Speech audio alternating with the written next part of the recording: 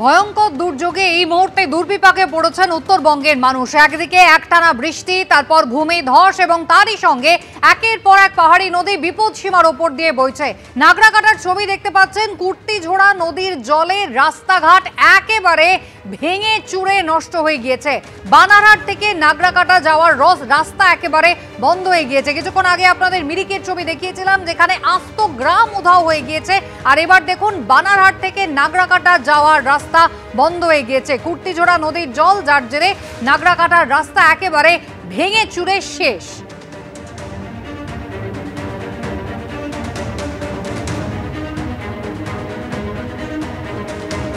রাস্তার অবস্থা একবার দেখুন। একদিকে প্রবল বৃষ্টি, একটানা বৃষ্টি, তার সঙ্গে ভূমিধস এবং ওপর থেকে বড় বড় পাথরের চাই এসে পড়েছে।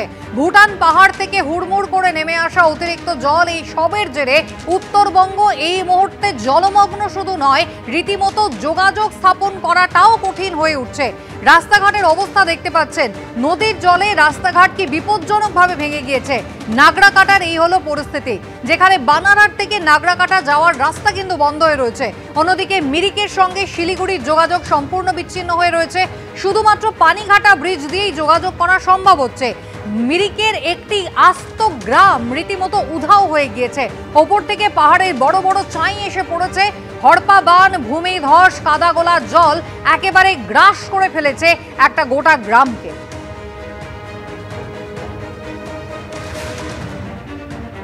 পাশাপাশি দুটো ছবি আপনাদের এবার দেখাই। একদিকে নাগরাকাটা, যেখানে যান চলাচল রীতিমতো প্রাণ হাতে নিয়ে, কারণ রাস্তাঘাট একেবারে ভেঙে গিয়েছে। আর অন্যদিকে মিরিকের চেহারা একবার দেখুন, জল থইথই অবস্থা। সবকটি নদী ইতিমধ্যেই উত্তরবঙ্গে বিপদসীমার ওপর দিয়ে বইছে। তার পাশাপাশি কাদাগোলা জল এসে গ্রামকে একেবারে ভাসিয়ে নিয়ে গিয়েছে। শুধু মিরিকেই কিন্তু 11 জনের মৃত্যু হয়েছে।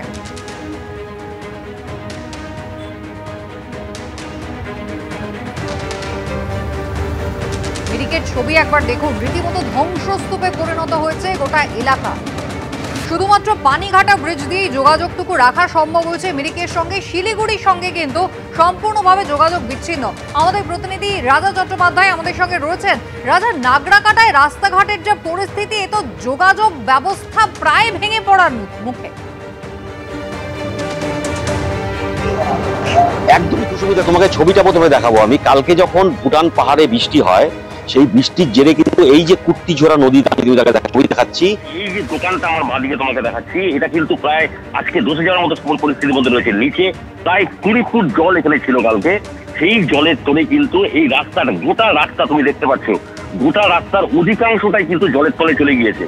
পুরো যোগাযোগ ব্যবস্থা বন্ধ হয়ে রয়েছে। বানারহাট থেকে নাগরাকাটা পর্যন্ত দূর পথে গাড়ি ঘোড়া চালানোর চেষ্টাটা চালাচ্ছে প্রশাসনের তরফ থেকে। এবং এই যে পাহাড় থেকে যে প্রচুর বোল্ডার পাথর আমরা দেখতে পাচ্ছি, যেগুলো ভেসে এসেছিল, সেগুলো কিন্তু প্রশাসনের তরফ থেকে সরানোর কাজ চলছে। যদি আজকে ভারী বৃষ্টি হয় পাহাড়ে, তাহলে বুঝতেই পারছো এই অবস্থা, কি অবস্থা হতে পারে এই নাগরাকাটা পরিস্থিতি।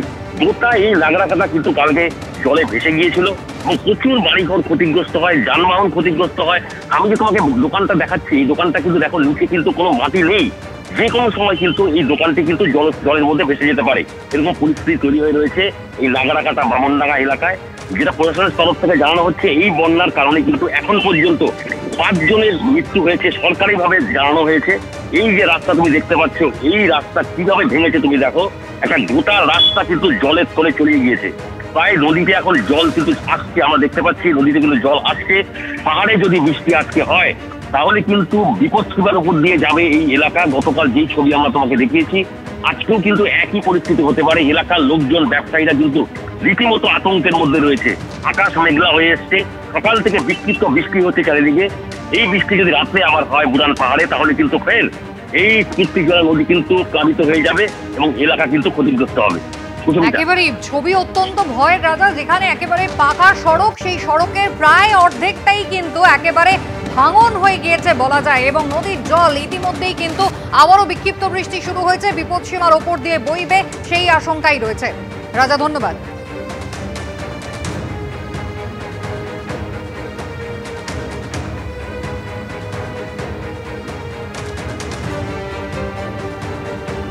পর্যটকদের প্রিয় উত্তরবঙ্গ, যেখানে এখনো কিন্তু উৎসবের মেজাজ এ রাজ্যে রয়ে গিয়েছে, আর সেখানে এই ভয়ানক পরিস্থিতি। মিরিক লেক আমাদের সকলের ভীষণ পরিচিত, প্রচুর মানুষজন ভিড় জমান। সেই মিরিক লেকের পার্শ্ববর্তী অঞ্চল থেকে রয়েছেন আমাদের প্রতিনিধি সন্দীপ সরকার। সন্দীপ, একেবারে ভগ্নস্তূপে পরিণত হয়েছে গোটা এলাকা।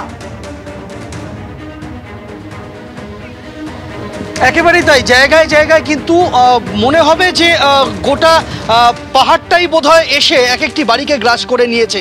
যে জায়গাতে আমি দাঁড়িয়ে রয়েছি এটা হচ্ছে একেবারে মিরিক লেকের পাশে। মিরিক লেকের পাশে এই জায়গাটা মিরিক পৌরসভার ৩ নম্বর ওয়ার্ডের অন্তর্গত। এক একটা বাড়ি এইভাবেই কিন্তু পাহাড় থেকে নেমে আসা পাথর, কাদামাটির স্রোতে একেবারে ধ্বংসস্তূপে পরিণত হয়েছে।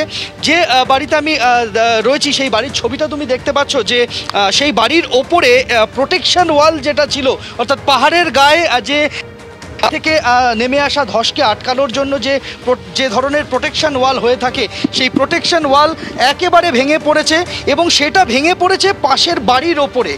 যখন বাড়ির বাসিন্দারা তারা এখানে তাদের রাতের বেলা ঘুমোচ্ছিলেন, তখন কিন্তু প্রোটেকশন ওয়াল সব হুড়মুড়িয়ে নেমে আসে এবং আমরা দেখতে পাচ্ছি যে গোটা বাড়িটাই এই মুহূর্তে কিন্তু এই যে পাহাড় থেকে নেমে আসা ধ্বংসস্তূপ তার তলায় চাপা পড়ে গিয়েছে। এখানে গিয়ে আশপাশের বাড়িগুলিতে যাওয়ার পথ বন্ধ। যে জায়গায় আমি দাঁড়িয়ে রয়েছি এখানে ঘর ছিল, মানুষজন বসবাস করত, তাদের ঘর চাপা পড়ে গিয়েছে। কিন্তু এখানে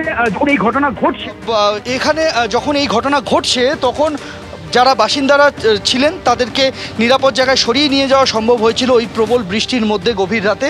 তাই এই যে অংশে ঘটনা না ঘটলেও যে পরিমাণ ধ্বংসলীলা চলেছে তার একটা টুকরো ছবি দেখেই বুঝতে পারছো।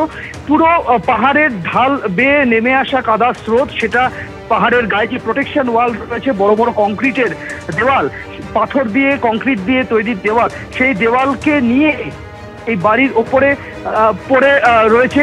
এবং আমি এই ঠিক তার ওপরের দিকের অংশের বাড়ি, অর্থাৎ একটি ভাঙার ওপরে আমি দাঁড়িয়ে রয়েছি, সেটা দেখাচ্ছি। আর ঠিক তার ওপরের দিকের অংশে যে বাড়ি রয়েছে, সেই বাড়ির ছবিটা দেখলেই তুমি বুঝতে পারবে যে সেই বাড়িটাও কিন্তু বিপজ্জনকভাবে ঝুলছে এবং বাড়ির নিচের যে ভিতের মাটি, সেই মাটি আলগা হয়ে গিয়েছে এবং সেই মাটি আলগা হয়ে ঘরের যে কংক্রিটের পিলার, সেটা জায়গায় জায়গায় উন্মুক্ত হয়ে রয়েছে।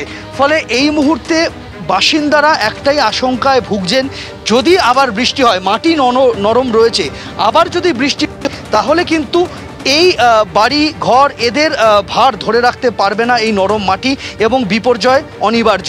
সেই আশঙ্কাতে ভুগছেন তারা। যে জায়গাতে আমি রয়েছি, একটু আগে যে বাড়ির ছবি দেখাচ্ছিলাম, সেই বাড়িটি একই পরিবারের 3 জনের মৃত্যুর ঘটনা ঘটেছে। মর্মান্তিক সেই পরিণতি, ঘুমের ঘোরে মৃত্যু। তার থেকে কিছুটা দূরে আরেকটি জায়গার ছবি যেটা আমি দেখাচ্ছি, এখানে প্রাণহানি হয়নি, কিন্তু বড়সড় দুর্ঘটনা এখানেও ঘটে যেতে পারত, প্রাণহানির ঘটনা ঘটে যেতে পারত, যদি না একেবারে ওই প্রবল বর্ষণের মধ্যে ভোর রাতে ঘর ছেড়ে নিরাপদ জায়গায় চলে যেতেন বাড়ির বাসিন্দারা। তারা প্রাণে বেঁচেছেন, কিন্তু তাদের সম্পত্তি বাঁচেনি। গোটা বাড়িটাই কিন্তু এই মুহূর্তে ধ্বংসস্তূপের তলায় চাপা পড়ে রয়েছে এবং আশঙ্কায় ভুগছে আশপাশের বাড়িগুলি।